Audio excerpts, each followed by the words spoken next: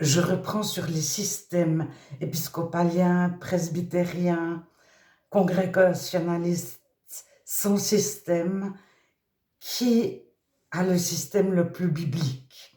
Alors, il y a un passage en Romains 12, 6, 8 que j'ai pas relevé. J'y ai pensé au milieu de la vidéo, mais je l'avais oublié.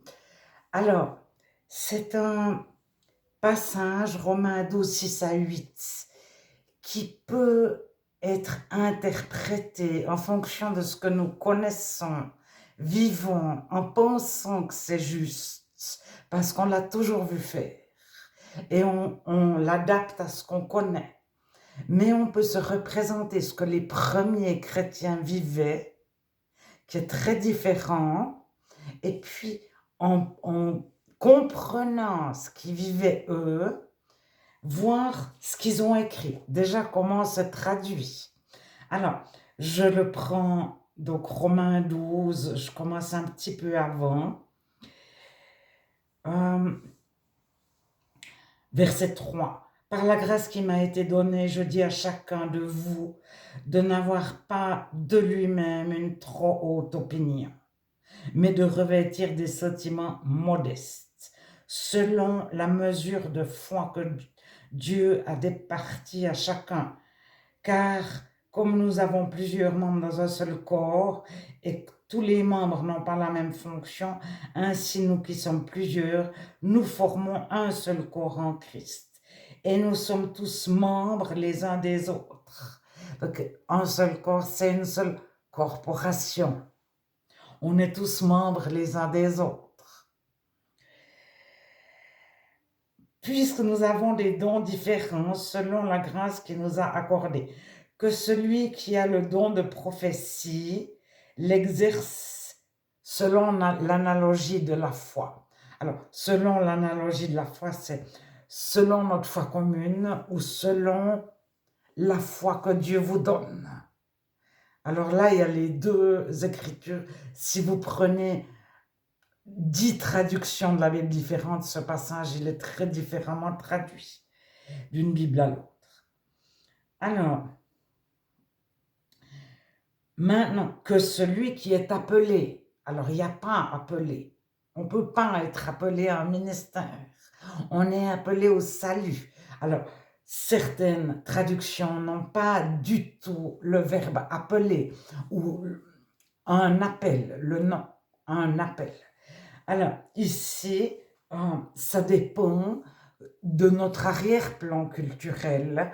Quand on définissait que les pasteurs avaient une vocation, un appel, mais de la Bible, ça n'existe pas. Mais on traduit en fonction de ce qu'on connaît ou de ce qu'on souhaite que les autres entendent si on n'est pas chrétien.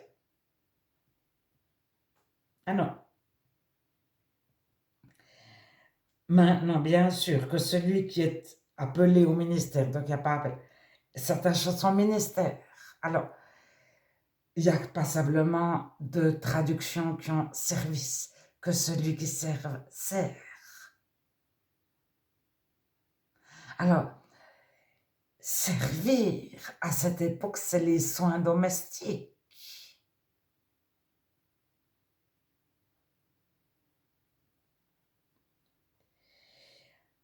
Alors, même si on met ministère, c'est toujours les soins domestiques. Que celui qui enseigne s'attache à son enseignement. Que celui qui exhorte à l'exhortation. Alors, derrière exhorter, il y a le verbe qui correspond à paraclet. Paraclétos, le Saint-Esprit. Et le Saint-Esprit, c'est l'avocat, c'est le consolateur, c'est celui qui encourage. Donc alors, exhorter, si on a l'habitude d'écouter des sermons, on peut penser que c'est « ne faites pas, vous devriez, soyez sages ». Mais si on le traduit par « consoler », c'est très différent.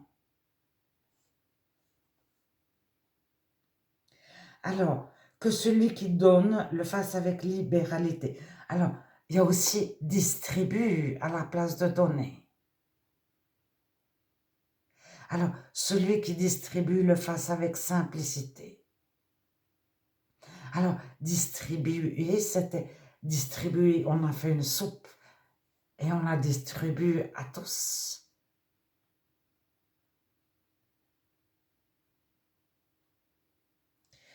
Alors, après, il y a présider, qui est traduit par diriger, que celui qui préside, celui qui dirige. Alors, tout dépend des villes, c'est diriger ou présider. Mais présider, si on part du grec, on arrive à un prostaté, le nom prostaté. Phobie est une prostatis, c'est au féminin. Mais si on cherche dans un dictionnaire, dans une encyclopédie, ce que faisait le prostaté, c'était un citoyen d'une ville qui recevait des étrangers à la ville, qui pouvaient venir de la ville d'à côté. Ils habitaient à 20 kilomètres, mais c'était des étrangers à la ville. Ils n'avaient pas le droit d'acheter et de vendre dans la ville. Donc la personne, le président ou la présidente phobée, présidait et jouait l'intermédiaire. Alors, phobée accueille des chrétiens en fuite car persécutés. Mais d'autres accueillaient des chrétiens en voyage de leur maison et ils étaient présidents, ils dirigeaient. Alors, tout dépend. Si on voit un culte, le culte n'existe pas du tout dans la Bible, la messe encore moins. On voit le culte, donc ça devient le président du culte. Parce qu'on associe ce passage à ce qu'on connaît.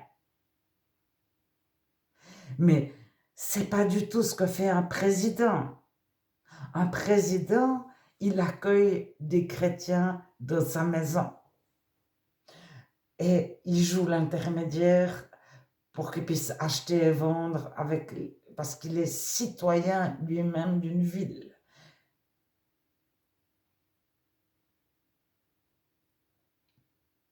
Alors, ça se termine, celui qui pratique la miséricorde le fasse avec joie. Alors, qu'est-ce que pratiquer la miséricorde?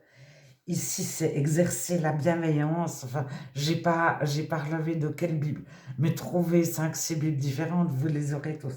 Alors, c'est secourir les malheureux, exerce la bienveillance, exerce la miséricorde. Alors, j'ai pas cherché le grec derrière pratique la miséricorde. Mais la miséricorde, c'est généralement le pardon.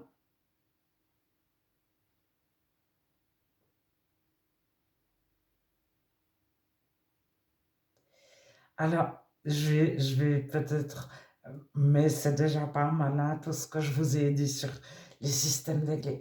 Les systèmes, c'est surtout qu'on adapte la Bible à ce qu'on vit aujourd'hui, qui n'existait pas.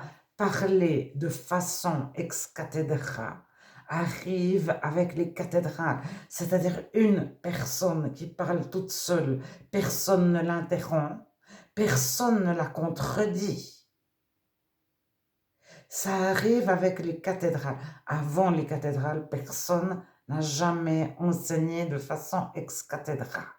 Ça signifie que de toute façon, les chrétiens, quand ils évangélisent, ils convainquent de jugement, ils convainquent, etc. Ils persuadent. Il y a des autres qui leur répondent et leur disent non, nous on ne croit pas dans ton Jésus, etc.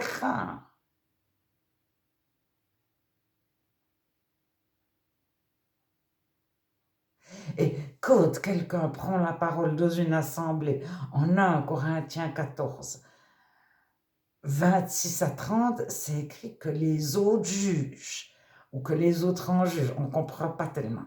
Mais quand quelqu'un a une prophétie, les autres peuvent intervenir et dire non, c'est faux.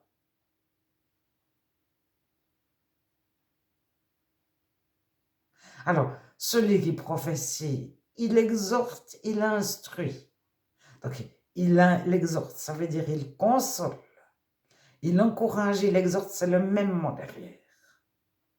Alors c'est très différent si on a l'habitude d'écouter des sermons. Ah, mais les chrétiens doivent être sages. Exhorter, ou bien soyez consolés, c'est le même mot en grec. Alors, après, celui qui prophétise, il instruit. Mais derrière instruire, il y a enseigner. Donc, un prophète, il l'enseigne. Au moment où on parle, un évangéliste. Donc, ce n'est pas un évangélique. Un évangéliste, c'est un missionnaire qui annonce la Bible, qui annonce l'évangile.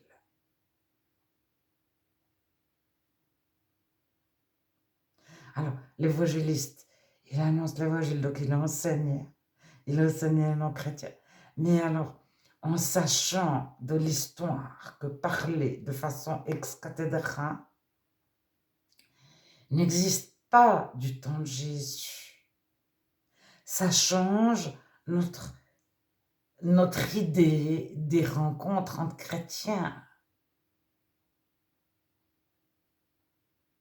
Jamais personne n'a pris la parole tout seul et puis il n'y avait personne pour éventuellement le faire taire ou lui dire assieds-toi ou lui dire non, etc.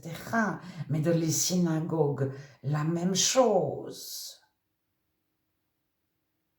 Écoutez Paul, lisez les actes, acte 10 je pense.